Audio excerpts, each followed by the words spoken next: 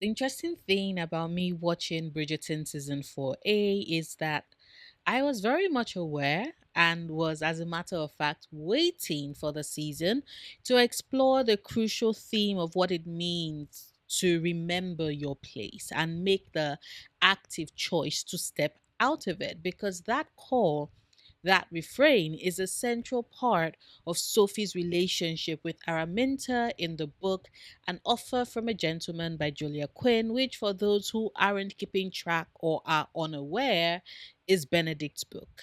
So, as I said, I already knew that based off of Sophie's story that we were to follow in the season, of course, we were going to watch her battle with what it means to remember her place and if and how she might choose to step out of it. However, what I did not expect, especially with how season 3 didn't really follow through with essential themes across some of the subplots and other characters that we were given, was for season 4 of Bridgerton to fix that problem. Because you see, remember your place is something that rings in the space between Araminta and Sophie's relationship, yes, but it also echoes for Queen Charlotte and Lady Danbury, and for Mrs. Varley and Portia Featherington. And the intricacies of how that plays out, the minute details in the relationships between these characters, makes that call to remember their place ring a bit hollow, a bit tricky, and gives so much depth that I guzzled what we got in season 4. All of this to say that, yeah, Bridgerton season 4A has dropped. Yes, I had an absolute blast watching it. And yes, I would like to talk about it.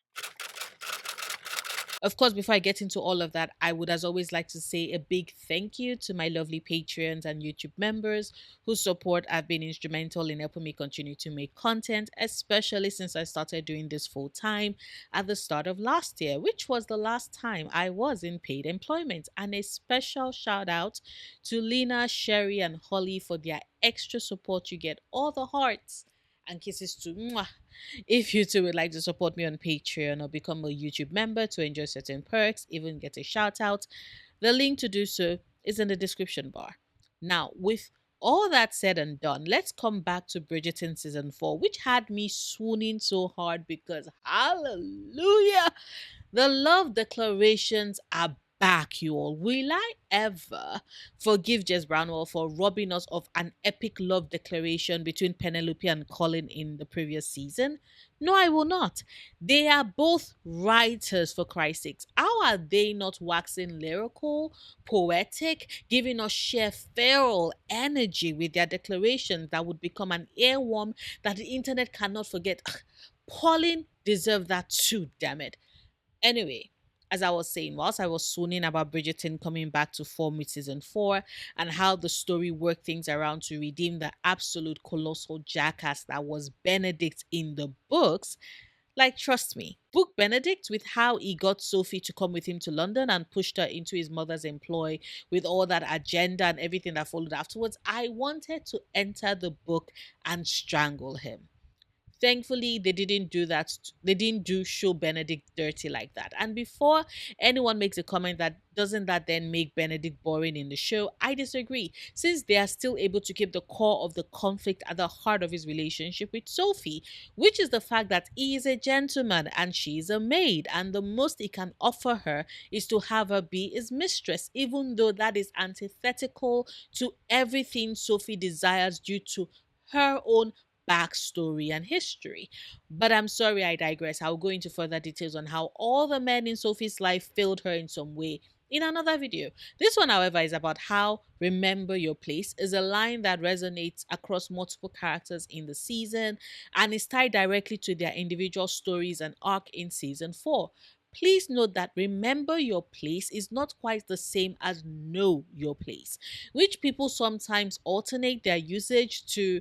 Know your place is to be aware of where you stand on the social strata and what is expected of you that you have to follow and abide by. To remember your place, however, is to consistently have to remind yourself of your position, who you are meant to be, what you can or cannot reach for, and how you have to be content with that lot, no matter how much it displeases you. And that is what we see in the interactions between Araminta and Sophie, Queen Charlotte and Lady Danbury, and Mrs. Varley and Portia Featherington. And we'll start with the big one, of course, Sophie and Araminta, whose relationship took root when Sophie's father married Araminta Gunn and introduced her to his ward, Sophie Bate. An introduction that we are meant to immediately notice blindsided her because he had not given her previous notice that he was raising the child his former mistress had borne him before she died. I am bringing this up because, as much as I am so desperate to throttle Araminta, and I had the same desire in the books as well, I do think that there is a nuance to a character that has me understanding her choices, even as I find them infuriating. And I will go into further details in my Araminta video. But as I was saying, the thread that echoes and demands that Sophie remember her place in the Penwood estate started when Araminta showed up, newly married, to be informed that her husband has fathered a child with his mistress that he was raising, and now she, Araminta, had to care for. There was no room for her to negotiate. She stepped onto that estate, and the message was clear. Araminta is the new Countess of Penwood, and it is her place to raise her husband's illegitimate child with nary a complaint. And for the duration of time when the Earl of Penwood was alive, she had to remember her place, her role, and not step outside of it. Which, of course, meant that the very minute that the Earl was dead and buried, Araminta no longer had any reason to continue to remember her own place. Matter of fact, it no longer existed because the person to which she was bound to partake in certain behaviors was no more, and she was now the one with the power to decide Sophie's fate, and decided she immediately did, turning Sophie into a maid in the house, banking on her labor and heaping all the chores onto her without paying her due wages. Like, sure, the reason why season 4 starts with a clear focus on the servants of Bridgerton House was to show us that the season was going to focus on the other side, the maids and the footmen and the housekeepers who kept noble houses running smoothly, but it was also to juxtapose it against the way smaller number of the Penwood estate staff, which Sophie informs her new colleague only totaled 8 to their shared horror. And quick digression, I find it very interesting that Araminta didn't pay Sophie a dime for all the work that she did in the house, but had money to splurge all over the place when she was poaching staff from all the families staying in Mayfair and paying those new people way more money than Sophie could have ever dreamed of at the time. Unions for workers, though. Sorry, done with that. Back to my point. After the death of the Earl, Araminta's place as pseudo stepmother was over and done with, and it was now Sophie's turn to trade places from being the illegitimate daughter but legitimate ward of an Earl to becoming a maid. And Araminta was desperate for Sophie to stay that way from the burial, when she told Sophie that she needed to remember her place and not reach above her station. It was clear that she had drawn a clear line between their two families. Sophie was meant to forever stay on the other end of the divide, to be the illegitimate child of a dead earl who is never to be spoken of or known about, the maid that stays unseen, serving the family without the hope of expecting more or even dreaming of it. Her therefore heading over to Violet Bridgerton's masquerade ball in the silver dress that had been worn by her father's sister, silver shoes that her stepmother Araminta owned, and white gloves that had belonged to her grandmother. Araminta saw it as a clear case of Sophie overstepping, forgetting her place, and needing to be taught to remember it. And her firing her and kicking her out into the cold. Now, do I think that that is absolutely horrific? Yes, I do. Araminta's actions were vile, no doubt about that. But do I also think that this was Araminta's way of attempting to forcefully drive the lesson home? Yes, I do, because she's also very much aware that while she might clothe Sophie in a maid's dress, for the early part of Sophie's life, she was raised as the ward of an earl with the education and training that befits her station, except for her not having the chance to learn how to dance due to Araminta's meddling and her father's neglect, of course. And so that has always colored Araminta's interaction with Sophie as she demands that the latter remember her place, because Araminta Araminta, more than anyone else, is very much aware of how quickly that can change, and also how easy it can be for Sophie to position herself for greater, because she does have the training paid for by her father that would have seen her fairly well settled in their society in some way, albeit with her illegitimate status. There is so much tension and history running underneath the threads of their relationship that drives the call for Sophie to remember her place. And the same can be said to apply to Queen Charlotte and Lady Danbury, who we see in the first half of the season hit quite the bump in their relationship as well. Lady Danbury wants to withdraw from society and travel back to the land of her birth, and Queen Charlotte, who is come to depend on her, absolutely refuses, which sets off Agatha, forcing her to put distance between her and the Queen until Brimsley shows up to ask her to apologize. She does so, but things continue to escalate until the moment when Queen Charlotte pulls rank to declare herself as queen, and Lady Danbury as her subject who is available for her to command. And there's the underlying remember your place that we're meant to read as the tension that lies between these two women in that moment. And for Agatha and Charlotte's relationship, the remember your place is double fold for Agatha. It is the call for Agatha to never forget that Charlotte is ultimately her queen, and Agatha is the subject who has no choice but to bow, to acquiesce to the whims and caprices and demands of her monarch. But it's also a call for Agatha to remember her role and place as Charlotte's friend, her only friend, the one person that she can count on, who is keeping her sane as they wait for the approaching death of the king. And so, of course, Lady Danbury's request to remove herself from Queen Charlotte's orbit is one that sends Charlotte off on a tailspin and has her lashing out before she realizes her irrationality and apologizes even as she begs Agatha to stay.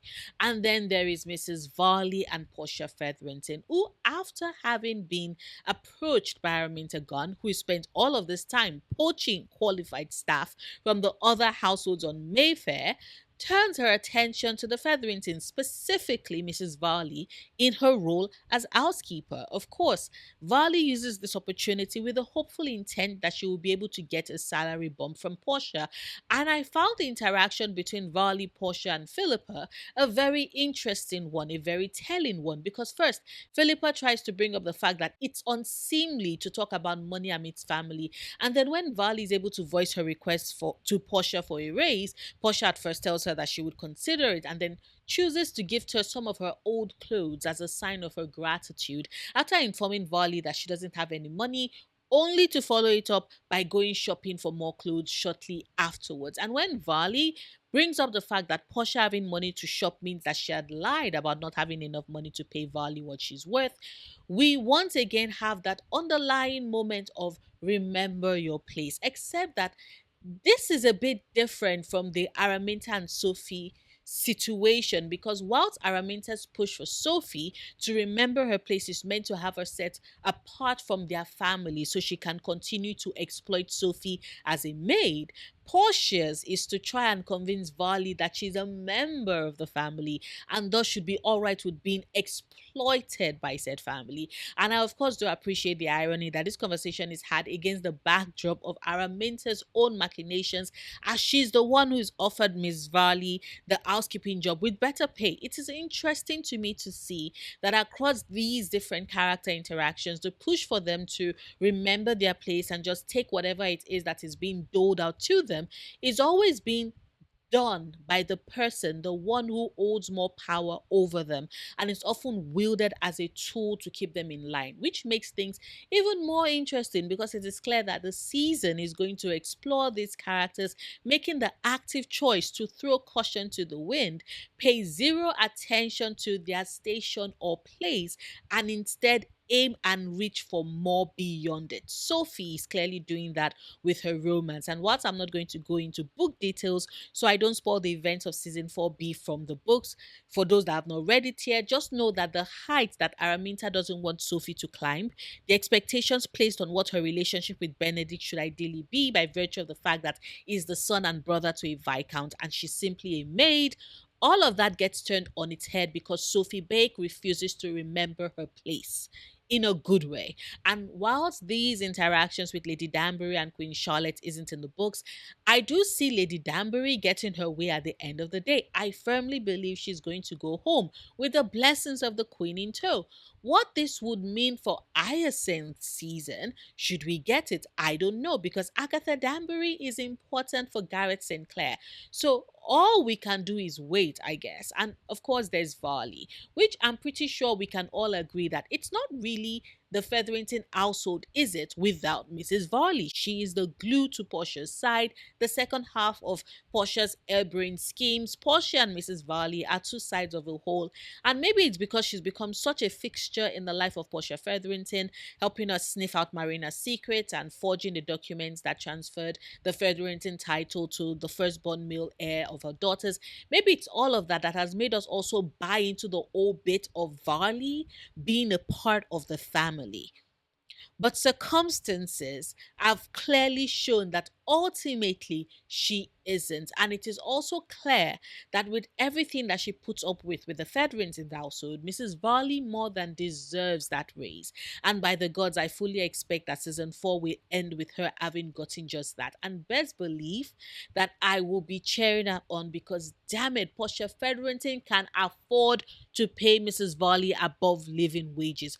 Her home isn't on the verge of collapse anymore. Penelope is now openly making bank, and considering that Varley even admits to helping Pen out with her Lady Whistledown issues, that woman is a superhero. And if she needs to not remember her place in order to get her own worth, then all the best of luck to Mrs. Varley. But of course, these are just my thoughts. I would, as always, love to hear yours. Whether or not you agree with me, please share them in the comments. Like this video, however, if you've watched this far and haven't done so yet, but enjoyed anything of what I had to say, share it so others can find my channel as well. Or you can check out my gaming or ASMR channels if they sound like something you might possibly potentially be interested in. I have them both linked in the description bar. I will see you tomorrow with a new video, my How I Met Your Mother video. Until then, do remember, obsessing over the things you love, perfectly valid coping mechanism.